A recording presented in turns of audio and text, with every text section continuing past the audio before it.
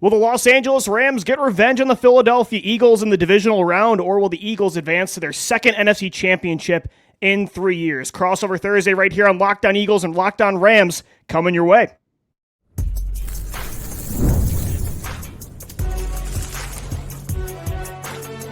You are Locked On NFL Crossover, part of the Locked On Podcast Network. Your team every day.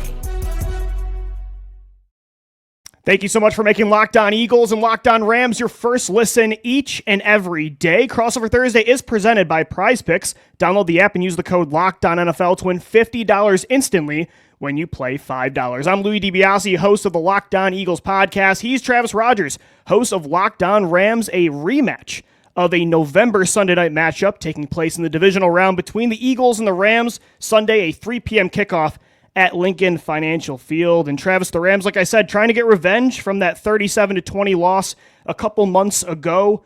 How do you think the Rams will play this one different, I would say, compared to that game? Or are they going to try some of the same stuff from that primetime game to, again, get that win over the Eagles this time and make it to the Final Four?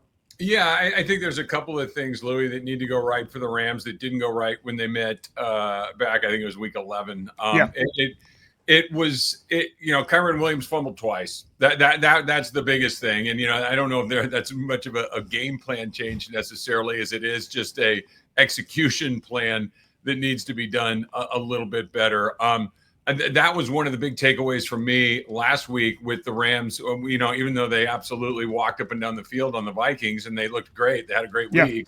And Kyren Williams put it on the ground 2 more times. Now, it didn't hurt him. The Rams covered one, and the other one was ruled that he was down. That was one of those that easily could have gone the other way too. But he's got a little bit of the fumble bug, and that was the problem in that Sunday night game against the Eagles. The Rams were, they had their hands full under the best of circumstances, and it wasn't the best of circumstances, and the game got away from them. The other part is that defense needs to find a way. I know Saquon obviously is a great player, and you got to find a way to deal with him. He had a huge night against the Rams, 250 plus yards, but I don't think he's the problem necessarily. I think the problem is Jalen Hurts. The Rams really, really struggle with mobile quarterbacks. That's something that they don't do particularly well with. Now, they got a little bit better over the course of this run towards the end of the season, but most of their success came against more traditional pocket passers, whether it's like a Sam Darnold type or a Geno Smith or an Aaron Rodgers. Those are the guys that they kind of ran into down the end of the line. The one guy that can move his feet a little bit that they did play pretty well against was Kyler Murray. So obviously Murray and Hurts aren't exactly the same, but there's a couple of similarities. But quarterbacks that can get out of the pocket give that defense trouble. Now, the defense is on an absolute heater. So hopefully the momentum that they've been developing, not just on Monday night against the Vikings, but what they've been developing over the last month or so continues against when they go into Philadelphia. Yeah, and it's funny that you mentioned, of course, Saquon Barkley is going to be the focal point of the Eagles offense like he was the first game, 255 yards in that game, over 300 from scrimmage, and 2 touchdowns. He was the guy, again, against the Green Bay Packers in the playoffs last week. But there's kind of, Travis, an identity crisis right now in Philly, and it's like, can you win the way you did against Green Bay with only 131 passing yards against the Rams if you, God forbid, have to go to Detroit in the NFC Championship, or you play a Josh Allen, a Lamar Jackson, or Pat Mahomes in the Super Bowl? And so I think the Eagles are trying to find that balance of, hey, yes, our defense and our run game, they're both number 1 in football right now, but Jalen Hurts needs to be able to do more to win a championship. That's normally what it takes. And he did have success against the Rams last year and this year. Even though the volume wasn't there, I thought he was very efficient in Los Angeles. So I think Kellen Moore needs to trust Jalen Hurts a little bit more. I think some of that was rust, as last week he returned for the first time in 3 weeks, suffering that concussion against Washington. So it's a balancing act for sure that they have to strike without completely throwing out what they do best. The good thing, I think, for the Eagles, Travis, is the weather. It's not going to be great. There could be some snow in this one, maybe a callback to Matt Stafford playing in the blizzard of 2013 at the Link. So I think that would almost kind of force the Eagles to continue this physical brand of football. But it is always fun to watch that second, like a rematch of two teams that played in the regular season and the playoffs. How do they approach it? Do they throw everything out the window from the first game, or do they try to keep things the same? That's always fascinating to me. Yeah, I think it'll be, more of the same, only done better for the Rams. When the Rams saw the Eagles the last time, they were still trying to figure out exactly what it is they were as a football team. They were still trying to get healthy. They were still trying to dig out of the hole that they put themselves in through the early part of the season. I think they've kind of figured it out. And it's a little bit weird to think because, I've been covering this team since they came back to Los Angeles in 2016. And I still, the first thing that goes through my mind when I think of Sean McVay is offense and quarterbacks and dynamism and the things that they're able to do there. The fact of the matter is this team is a defensive-oriented football team now. Crazy, but yeah. They did it. And you think Rams, you think high-flying offense, but that's not the case now. Absolutely, it's not the case. And they're doing it the first year Aaron Donald isn't here. So go figure. It's a weird league and stuff happens pretty quickly, but they hit it out of the park with Jared Verse. They did really well in drafting Braden Fist. The two other guys they got last year in the draft in Kobe Turner and Byron Young are really good NFL players. Agreed. They're very good at creating problems for opposing quarterbacks. I think it's kind of interesting. I don't worry about the defense to the point, I worry about Jalen Hurts and his ability to beat them, but whether or not the Rams can score enough points. I think if this game is played in the low 20s, I think the Rams have a chance. If it gets up into the 30s, I think that's a bigger challenge for them because they just have not been able to score. Even last week against Minnesota, they got off to a great start, but the second half was much more typical from what we've seen from the Rams this season. Yeah, and the Rams put up 27 points in that game. But it's funny you mentioned, Travis, that the Rams kind of got hot at the end of the year from their defense. 3 of those 4 final games that they won, they scored under 20 points. And I think they have one of the most underrated pass rushes in the league because these are all first and second year players, and some were day 2, day 3 picks that they found. And I think that's really impressive. But I think no matter how they do it, how an NFL team gets hot heading into the playoffs, even if they're not the best team in the playoffs, the hot team is always dangerous. So you've seen teams like that win in the past. I mean, it's been years, but I always think back to those 2 New York Giants teams, right, in 2007 and 2011. So a hot team is always dangerous, and I don't think the Eagles can overlook Los Angeles. Yeah, hot. I agree with you, Louis. I think that's a big thing. And we've been talking about this a lot on Locked On Rams. We've been talking a lot about it on my ESPN radio show that I do with DeMarco Farr. And never underestimate the guy that has something to play for. And the Rams have something to play for right now. The city is going through a really hard time right now with the fire and everything that's happened. And Sean McVay is a master at motivating his team, at getting his team prepared to play, at getting his team prepared to play in big moments that, this, believe it or not, is his 13th playoff game. He's been in the league 8 years. He's even 40 yet, which is crazy to me. No, I don't even think he's 39 yet. I think he's 38 years old right now. But, the city is kind of rallying around the Rams right now. I know the Rams, put it upon themselves to go into Arizona. It was a bizarre week last week, Louis, with trying to figure out where they were going to play and if they were going to play. And, not only did they play, but they played really well. And you could see the players and the coaching staff and the entire organization kind of rally around everything that's going on here. And, that can be batted away in a week. And we could be talking next week about how, the reality of the situation kind of landed on them and they weren't able to sustain it. Or they go into Philadelphia, pull an upset, and now they're the team that nobody wants to mess with because they're playing for a city. So we'll see what happens. But I do put a little stock, and I 100% agree with you on the hot. And the Rams are hot. But I also think there's a little something to, hey, we got something to prove right now, and they certainly do. Absolutely. Eagles-Rams this Sunday at 3 p.m. A lot of key matchups to get into on both sides of the ball. We'll do that on the other side of this break. Crossover Thursday, Locked On Eagles and Locked On Rams. This crossover edition of the Locked On Eagles and Locked On Rams podcast is brought to you by FanDuel. From the first whistle to the final drive, FanDuel makes the NFL playoffs even more exciting. Right now, new customers can bet $5 and get $300 in bonus bets if you win your first bet. That's $300 to keep the action going. Maybe you want the anytime touchdown for Jalen Hurts or Saquon Barkley. Maybe you have the over on Puka Nakua's total receptions. The FanDuel app is easy to navigate, and the variety of bets keeps every game exciting. Plus, when you win, you get paid instantly. No waiting around for your winnings, whether you're betting on your favorite team or just looking to add some extra excitement to the playoffs. FanDuel has you covered. Just visit FanDuel.com to join today. Get started with $300 in bonus bets. That's FanDuel.com. Make this playoff season unforgettable with FanDuel, an official sportsbook partner of the NFL and, of course, the Locked On Podcast Network. Thanks as always for making Locked On Eagles and Locked On Rams your first listen and watch each and every day. I'm Louis DiBiase, host of Locked On Eagles. He's Travis Rogers, host of the Locked On Rams podcast, Eagles-Rams this Sunday at 3 p.m. And Travis, there's a lot of good matchups in this game. I said this on the show a couple days ago. I think what both teams do well, the other team kind of has a really good counter to it, right? So the Eagles, they have, I think, one of the best offensive lines in football. The Rams, I think, have one of the best front fours in football. The Rams have one of the best wide receiver duos in the league. The Eagles have one of the best corner trios in the league. So I do think there's some strength-on-strength battles here that could really dictate this game on Sunday.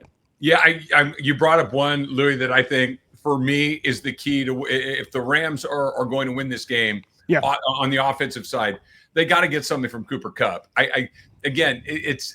He has not had a good season. Like it's a name, and I think he's one of those guys that if he showed up and had 10 catches for 125 yards and a touchdown, I wouldn't be stunned because it is Cooper Kupp. He's a guy that's had a ton of success in this league. He's a Super Bowl MVP. Like he's a guy in the Louis. He has not had a good year. Like just full stop. He was hurt early.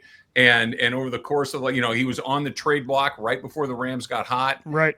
And I don't know if this is he's in his feelings. I don't know if this is he's got an injury that we're unaware of. I don't know if this is just he's fallen, into that second position behind Puka Nacua.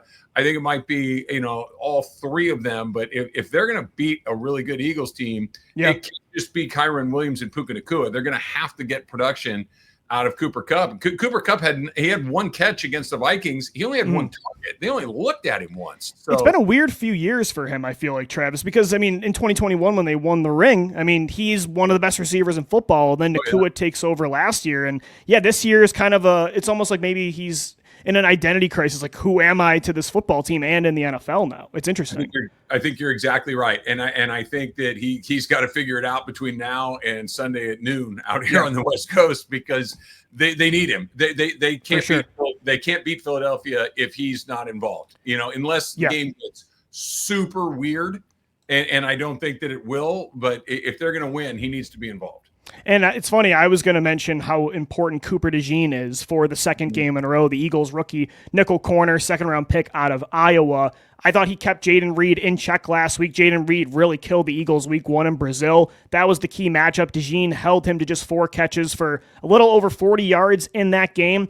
I thought DeJean did well against Kupp and Nacua that first game in November, even though Nacua had over 100 yards, 8 catches in that matchup. A lot of that was on the right side against Darius Slay and Isaiah Rodgers. Slay got banged up in that game. So Cooper DeJean, Travis, is someone I'm really watching inside against two guys that you get them those choice routes. They can go inside or out. They're really tough to defend. So I think Coop, yet again, is really important.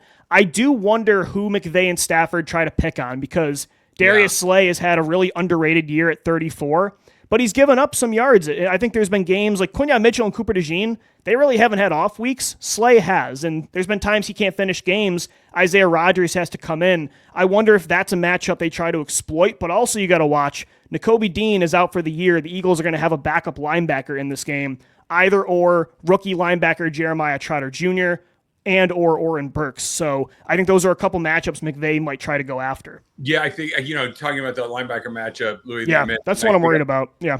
A lot of it, I think, has to do with if Tyler Higbee plays and if he does, how effective he is. That he missed almost the entire season with a knee injury that he had in the playoffs last year against Detroit. He came back, I think it was week 14 or 15. He finally started to play a little bit. It was a little bit of a slow restart, but he is clearly a favorite target of Matthew Stafford's. He's clearly somebody that Sean McVay trusts a great deal, and he was killing the Vikings a week ago before he got hurt. Now, he got hurt. He ended up in the hospital that night, so we'll see whether or not he's able to come back and how much he may have to give. But if he's healthy and ready to go, and he looks like he looked against the Vikings, then that could be that matchup you're talking about where you've got one of your guys that you really like against one of their guys that maybe isn't their first choice.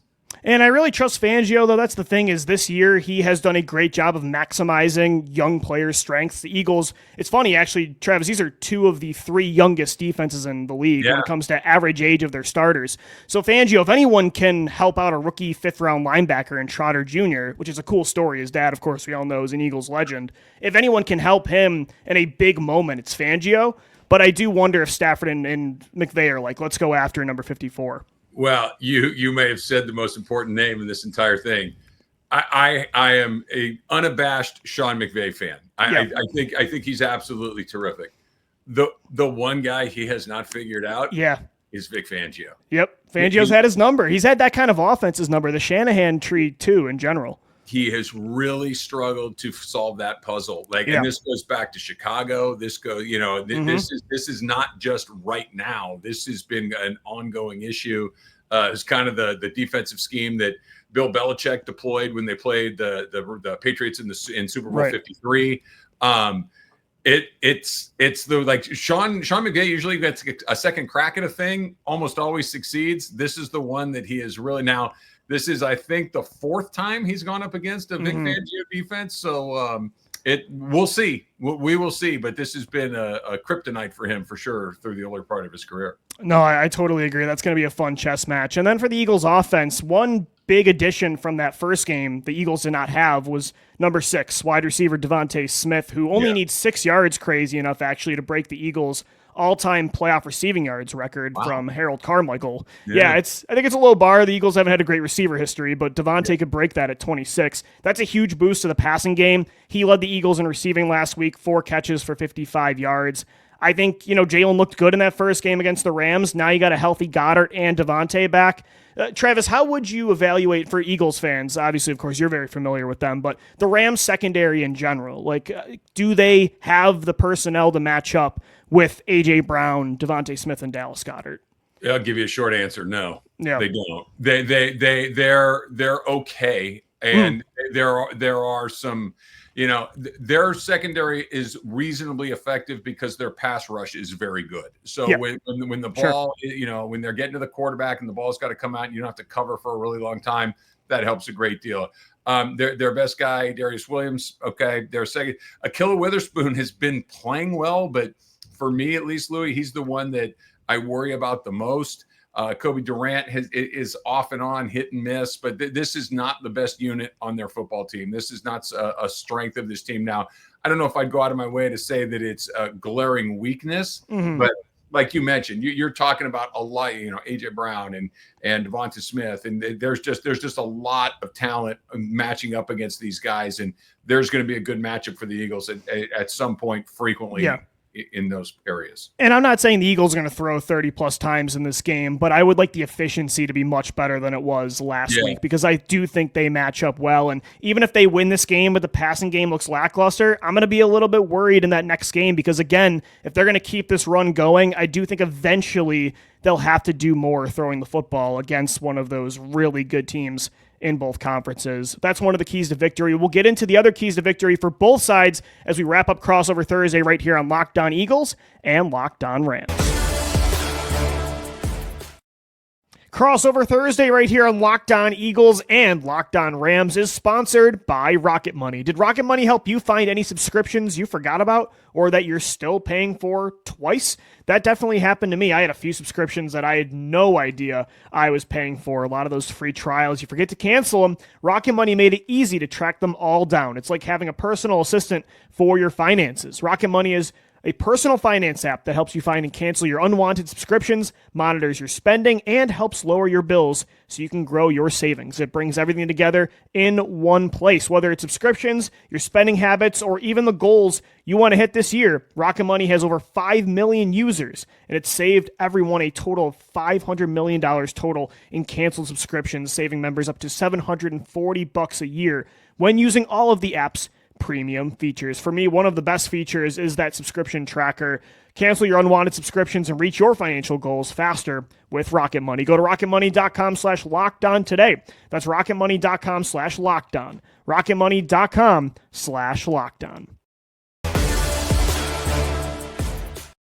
All right, we are wrapping up Crossover Thursday playoff style right here on Locked On Eagles and Locked On Rams. Travis, for the Rams, again, it's going to be a tough task. They're heading into Lincoln Financial Field. Always a crazy atmosphere, especially in the playoffs. The weather might not be great. The Eagles are red hot, number one defense and run game heading into this matchup. If the Rams are going to pull this off, like, what are the keys to victory for McVay, Stafford, and again, in their own right, a hot Rams team? Yeah, I think the biggest thing is they need to get off to a good start. I don't think this is a team that's going to be able to dig themselves a 10 or a 13 or a 14-point hole and find their way out of it. Like you just mentioned, we're at the point of the season where everybody's good. Everybody's going to be able to kind of grind these games out. They're not going to be those teams that hand you a 2-touchdown cushion and then all of a sudden find their way back into it. When the Rams are good, they're good early. When the Rams struggle, it's when it takes them a while to get going. So I think that's the first thing.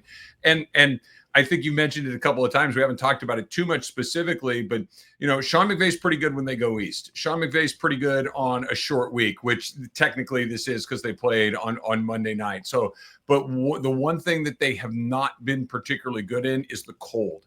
So how cold is it? How snowy is it? We'll see. Believe it or not, my oldest son lives in Philadelphia, so he's been keeping me updated about the weather. It's been pretty cold of late, and I know the forecast, but we'll see. But I think getting off to a good start. If the Rams, if it's a game at halftime, if the Rams are within 3 points either way, 3 ahead, 3 behind, maybe even 4. I think they're in a pretty good spot. But if they fall behind by 10 or so, I think they're in big trouble. Yeah, I think for the Eagles, a lot of it is self-inflicted wounds. Like, they also, Travis, cannot start slow. This was, weirdly enough, it was a crazy bit that they pulled off all year, but in quarters 2 through 4, statistically, like, they were the best offense in the league. But in the first quarter, they were the worst team in the league. So they cannot get off to a sluggish start. Do not turn the ball over. Like, don't give a team that, I think the Rams are good, but the Eagles, I do think, have a superior roster.